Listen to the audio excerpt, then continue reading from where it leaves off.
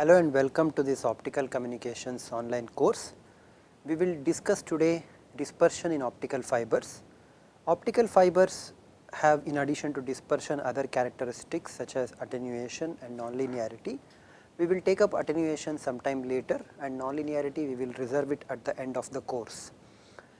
When we talk about dispersion, the most visible aspect of dispersion is that if I take a pulse of light and then launch that pulse of light into the fiber, then as the pulse propagates through the fiber and arrives at a distance, arrive at a later distance at the receiver, the effect of dispersion is to basically broaden the pulse. So, you might have started with a pulse whose width is around say 1 nanosecond, but then after propagating through the fiber a certain length and arriving at the receiver, then this pulse would have broadened to say 1.5 nanoseconds. So, this is the visible aspect of dispersion, and the reasons for such pulse spreading, which is the effect of dispersion, is many. Okay. If you consider the multimode fibers as we have seen can support multiple modes. They can support the fundamental HE11 mode as well as the next higher order modes, right, or the fundamental LP01 mode and the next higher order modes LP11, LP21 and so on. So, when you launch a pulse, the pulse energy goes into all these modes. Okay. All these modes are excited and they all begin to travel towards the receiver. What happens is that as this pulse energy in these different modes start to propagate along the fiber, right, they will propagate so with a different velocity. Even if you have launched a simple sinusoidal signal, this sinusoidal signal will travel at a different velocity through the fiber when it is connected to the different modes, that is different modes propagate at different velocities. Therefore, when these different modes arrive at the receiver, right, slightly delayed with respect to each other, because the overall pulse energy will be magnitude of the sum of electric field square. So, you have to consider the electric field coming in from the different modes and then form a coherent sum, take the magnitude square of that one in order to form the intensity or the optical power being proportional to magnitude of E square. So, when you take this square, what you see is that these differently delayed components interact with each other or interfere with each other, so as to give you an effective increase in the pulse. So, this is the pulse spreading that is caused by having different modes propagate at different velocities, and this is a phenomenon which is mainly seen in multimode fibers. It is in fact the phenomenon that is seen in multimode fibers, and that is something that limits the amount of bandwidth that one can or the data rate at which one can communicate with the multimode fiber. If you remember our geometric optics point of view, we talked about a ray of light going or launched inside the core, hitting the cladding, then propagating through the fiber in a zigzag way. However, at different angles corresponding to the angles greater than the critical angle, different angles denote different modes. So, we calculated what happens to the extreme case. You had one ray which is propagating directly along the axis and one ray which was propagating at the critical angle, and then we found that the one which is propagating here would take larger time compared to the one that is propagating centrally, and results in a time delay difference, which in turn gives you the spreading of the pulse. So, this intermodal dispersion is the main characteristic in a multimode fiber. However, when you go to single mode fiber, this problem of intermodal dispersion simply disappears. The reason being, this is a single mode fiber, which means that there is only one mode in which the energy can propagate. This would be the LP01 mode or the LP10 mode, the X and Y modes. So, they will propagate through the fiber, and therefore, there is no problem with multiple modes sharing the energy and hence getting some kind of a interference happening and the pulse spreading happening. So, in the sense that multi modes have disappeared, there is only one mode. So, you do not really expect multi-mode dispersion there. However, even single mode fibers exhibit a kind of a dispersion which is very important for long distance optical communications. Okay. This dispersion is called as chromatic dispersion, and it arises simply because beta is a complicated function of frequency, right. Beta is a complicated function of frequency. If you remember, we talked about this normalized propagation constant B, which we defined as beta over k0 square minus n2 square divided by n1 square minus n2 square, right. and then we plotted what happens to this B as a function of the normalized frequency V, right. The V number in fact is inversely proportional to lambda, or it is directly proportional to frequency or omega. Okay. So, this V is a parameter you can think of as V changes, F changes, okay. And we see that beta is not a linear function, but rather for the fundamental mode it goes like this, for the next higher order mode it goes like this, and then it goes in this particular fashion.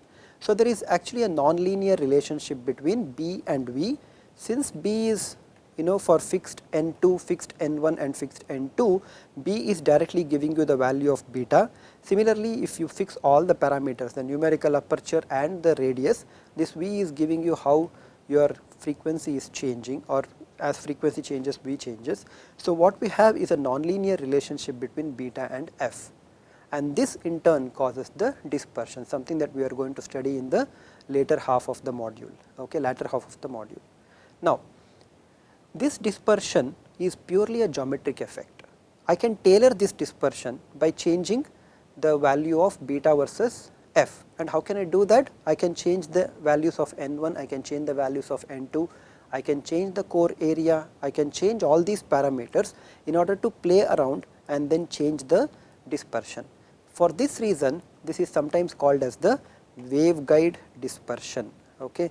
So, waveguide dispersion is the geometric dependent dispersion. This dispersion characteristic is because of the circular nature of the optical fiber. If I were to fabricate a rectangular optical fiber, then the corresponding beta versus V will be different.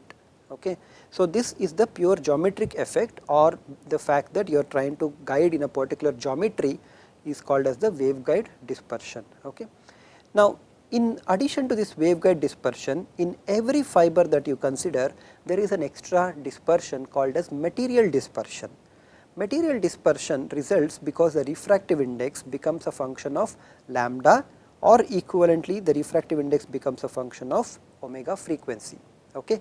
Because we fill up with an optical fiber with silicon material, and then we also fill that along with silica, we fill some dopants in order to change the refractive index of the core as well as the cladding, and these different particles which are there, they would respond differently to the electric fields that are applied. GeO2, a germanium oxide component, would respond differently corresponding to a silica component, and when you fill up a certain material with this, there will be difference in the material responses to the electric fields, giving rise to a refractive index dependence on the frequency itself, and this frequency dependent refractive index turns out to be the reason for material dispersion. Okay. So, this is simply saying that refractive index is changing, and this change is a function of frequency. Okay. Finally, there is important dispersion source which is called as the polarization mode dispersion.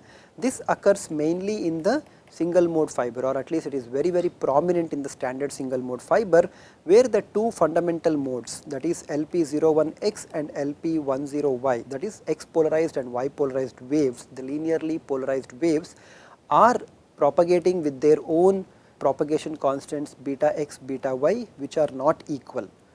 Even though if you launch the wave at the same frequency for both the x and y polarized modes, their propagation constants, they will be different, and this difference in the propagation constant eventually gives rise to dispersion. Okay. So, these are the major sources of dispersion in an optical fiber, and we will consider material dispersion in the later class, not really important at this point. We will consider waveguide dispersion and then model both these dispersions by considering beta as a function of frequency. Okay. Because I know that beta is given by omega n by c. So, for any frequency, beta, at least in the free space, is given by omega n by c. Okay. So, in this particular case, if you now look at the ratio of omega by beta from your undergraduate electromagnetic classes, you know that this ratio of omega by beta is called as the phase velocity, right. So, for the free space case, where n is independent of frequency, c being the speed of light is independent of frequency, and omega being the frequency itself, for the free space condition, this phase velocity will be equal to c. Okay. assuming that you are looking, sorry, the phase velocity will be equal to n by c. Okay. Assuming that n is independent of c, then all frequency components will have the same phase velocity. Suppose I consider frequency component omega n, I have an amplitude of this frequency component as say E of omega n. Let me write down the time dependent term as well. So, this is the pulse which I am launching at z equal to 0. Okay. When you launch this one, so this is at z equal to 0, and after propagating a length of z, okay, this is the length of propagation z equal to L, the frequency component arrives here with a phase shift omega nt minus beta of omega n into L. Okay. However, what is beta of omega n? Beta of omega n is the function of beta for a given value of omega n, and this is simply given by omega n into n by c. This omega n is the nth frequency component that I am considering, some frequency component. So, if you rewrite the electric field that you are seeing at the output, it turns out to be E of omega n. This is the amplitude of the electric field at the frequency omega n. You have e power j omega nt minus omega n into z by c, right. So, this is what you get. You can remove e power j omega n outside. So, I can remove this omega n from common factor in this numerator. So, what I get is t minus z by Vph, where Vph is the phase velocity.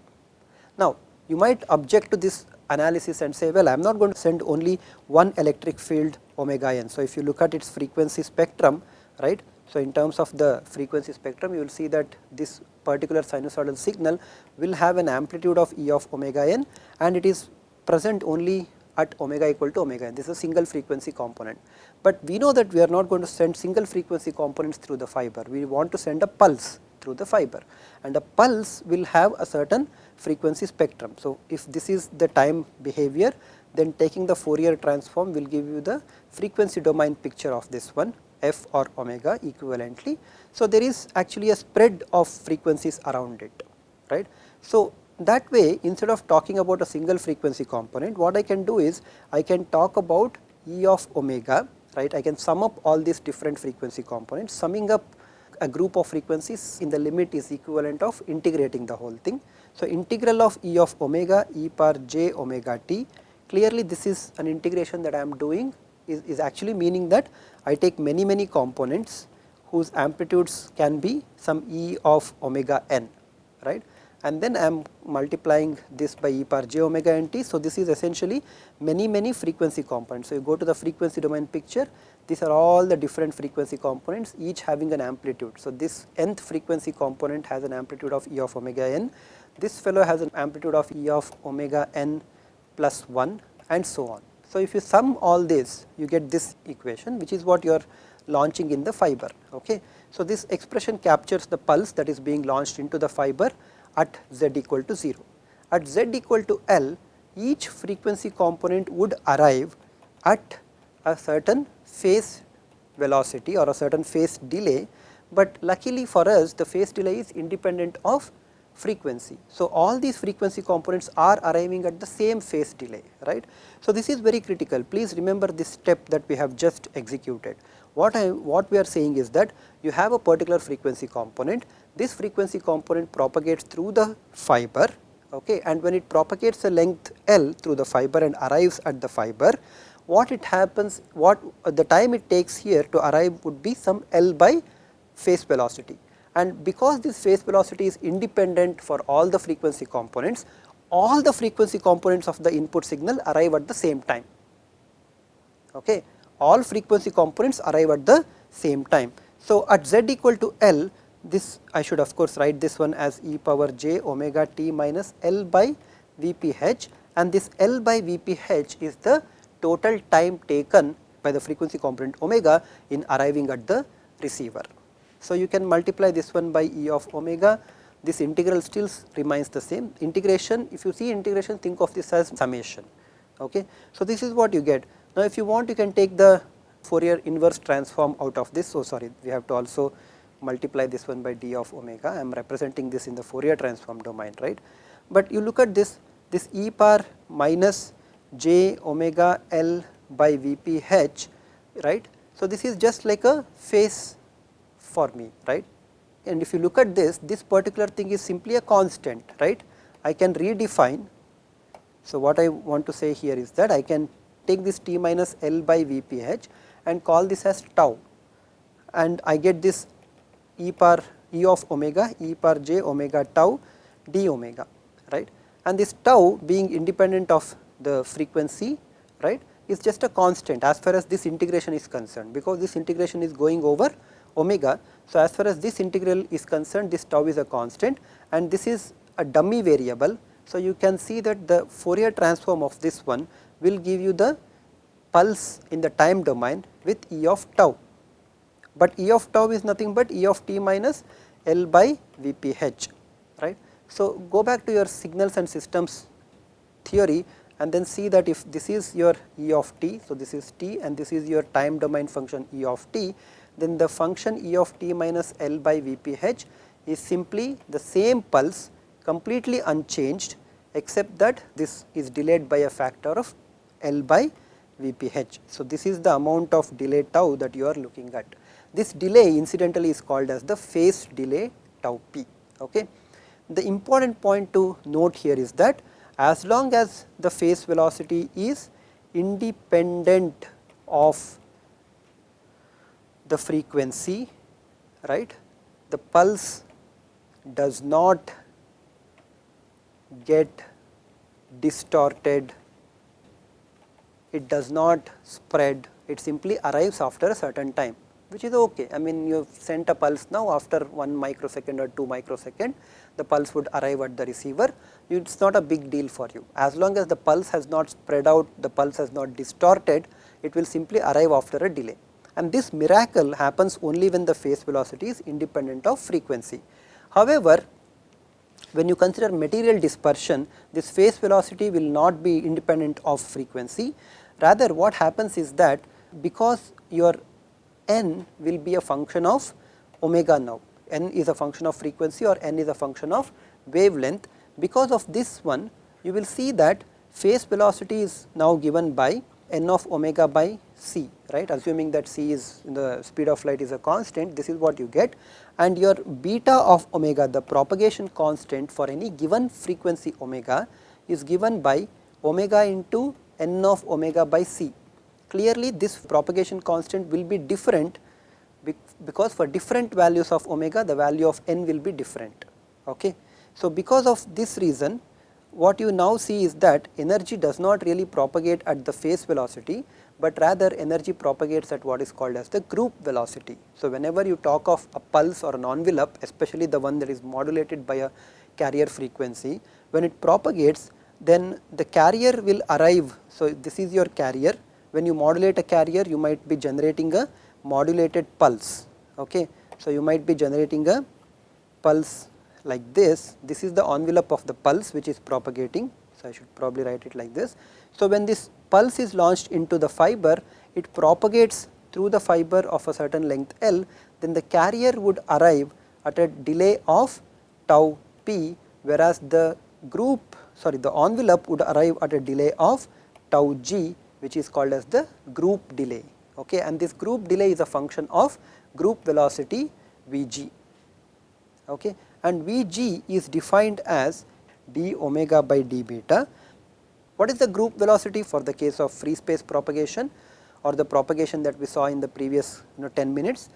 In previously what we saw was beta was given by omega n by c and n was independent of frequency, correct. And if you evaluate this d omega by d beta, which is nothing but 1 by d beta by d omega, correct, just interchanging this equation or rewriting that equation, but beta is omega n by c. So, d beta by d omega will be equal to n by c, right. So, 1 by n by c is nothing but c by n, which is simply equal to the phase velocity of the medium. So, in the case when beta is equal to omega n by c and n is independent of the frequency, c is just the speed of light, then group velocity Vg will be equal to phase velocity, and this is the reason why the envelope also arrives at the same time. So, group delay and time delay are equal. However, in material dispersion case, beta is a function of frequency, right, it is given by omega into n of omega by c. This n of omega depends on the material constants and this is not independent of frequency. So, if you now try to take this d beta by d omega, what you get here is 1 by c is a constant, I can pull this out, you get omega dn by d omega plus n of omega, right. So, you see here that this d beta by d omega is actually given by 1 by group velocity, correct. So, group velocity is d omega by d beta, but 1 by group velocity is this one. So, you can see here that this can be written as some term divided by c, right. For the phase velocity we had some refractive index n, or rather 1 by phase velocity we had n by c here. Similarly, here you have some number divided by c for 1 by Vg, or equivalently for Vg equal to c by this term. This term is nothing but omega dn by d omega plus n of omega. Okay. This term is what is normally called as the group index Ng. So, you get Vg as c by Ng, where Ng is the group index. Okay. The group index is a function of frequency because n is a function of frequency. You can actually talk in terms of the wavelength here, you can convert these relationships into wavelength relationship, assuming that n is a function of lambda, that is represent n as a function of lambda rather than representing this one as a function of frequency. Then you can show that if you take lambda is equal to 2 pi c by omega, is that correct? Because omega is 2 pi into f, c by f is lambda. So, you get lambda here, which is the free space wavelength. So, maybe we just write this one as lambda 0. So, lambda 0 is the free space wavelength, okay, given by this expression. Now, if you were to differentiate this one, I know that lambda is given by c by f or 2 pi c by omega, anyway this is the same this one. So, now if I differentiate this lambda with respect to omega, okay, I can do this. What do I get? I get here as 2 pi c is a constant. What is 1 d by d omega of 1 by omega? It is omega into 0 minus 1 divided by omega square. You get here as 2 pi c by omega square. Okay. But what you want is dn by d omega, but dn by d omega can be written as dn by d lambda times d lambda by d omega, correct. So, this d lambda will cancel with each other. Therefore, I can write this one as dn by d lambda. I already know what is d lambda by d omega. D lambda by d omega is nothing but minus 2 pi c by omega square, but in the group index or the group index here, Ng is given by omega into dn by d omega plus n of omega.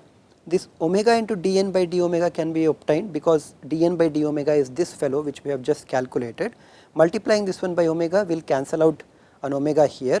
So, what you get is minus 2 pi c by omega dn by d lambda plus n of omega. Rather than n of omega, we can call this as n of lambda because that is what we have said that, right. So, n can be considered as a function of omega or it can be considered as a function of lambda, and 2 pi c by omega is nothing but lambda 0. Therefore, this is minus lambda 0 dn by d lambda 0, sorry, this has to be lambda 0 because we had considered this as the free space wavelength plus n of lambda.